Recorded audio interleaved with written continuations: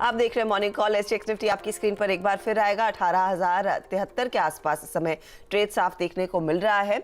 तो 43 पॉइंट की बढ़त की तैयारी हो रही है। एशियाई तस्वीर भी आपकी स्क्रीन पर रखेंगे। आज हालांकि हांगकांग के बाजार बंद है, लेकिन हाँ, निक्केई में हम देख रहे थे सुबह में तस्वीर अच्छी खासी मजबूती की तरफ ही थी और अभी भी वही आलम बना हुआ है। निक्केई का मार्केट आपके सामने करीब करीब आधे % की बढ़त दिखाता हुआ नजर आ रहा है। और ऑफ कोर्स आज फ्यूचर्स की तरफ से भी इशारा है, क्योंकि अमेरिकी बाजार फिर से ऑन ट्रैक क्रिसमस छुट्टी के बाद लौटते हुए दिखाई देंगे।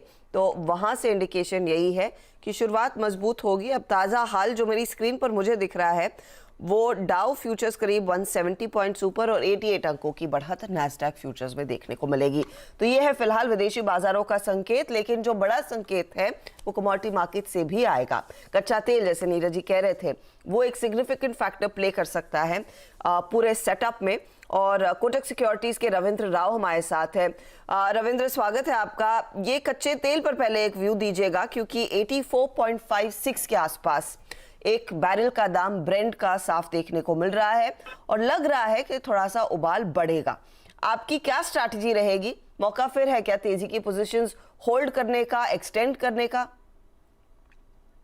Good morning. वेल, मेरे हिसाब से क्रूड के प्राइसेस अगर देखें तो लो से ऑलरेडी एक $10 का हमने अपमूव देखा है।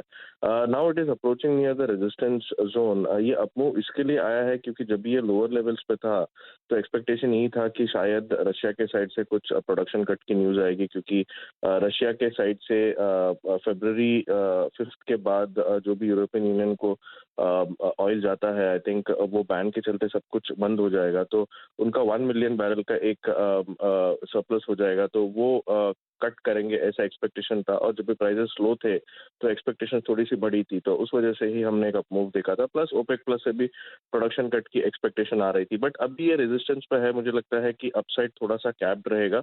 अगर हम WTI की बात करें तो अराउंड यहाँ से $82 का एक रेजिस्टेंस लग रहा है, और अगर ब्रेंट की बात करें तो $88 का रेजिस्टेंस लग रहा है।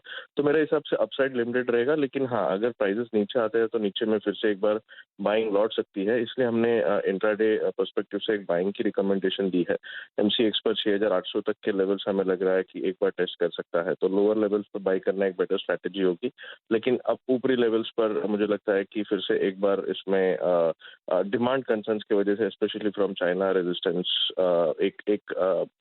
जो गेन है उसे कैप हो जाएगा। इसके अलावा कोई और ट्रेड जो आपके रेडार पर है? आपका टॉप पिक क्या रहेगा आज के लिए?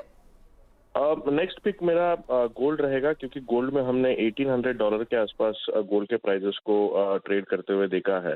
और अभी जो कि क्रिसमस और न्यू ईयर की छुट्टियां हैं, तो आई थिंक थोड़ा सा वॉल्यूम्स थिन रहेगा।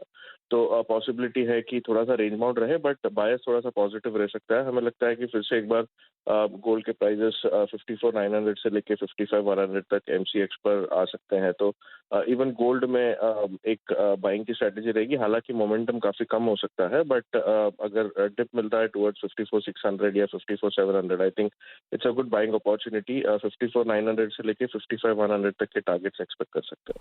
ओके, तो सोने में भी दरअसल चमक बढ़ती हुई दिखाई देगी। 55,100 के टारगेट के लिए मौका तेजी का गोल्ड MCX पर, और दूसरी तरफ कच्चे तेल में भी 6800 के लिए आप क्रूड MCX खरीद कर ही चलेंगे। दोनों में अच्छी खासी तेजी बनती दिखाई देगी। चलिए, आपको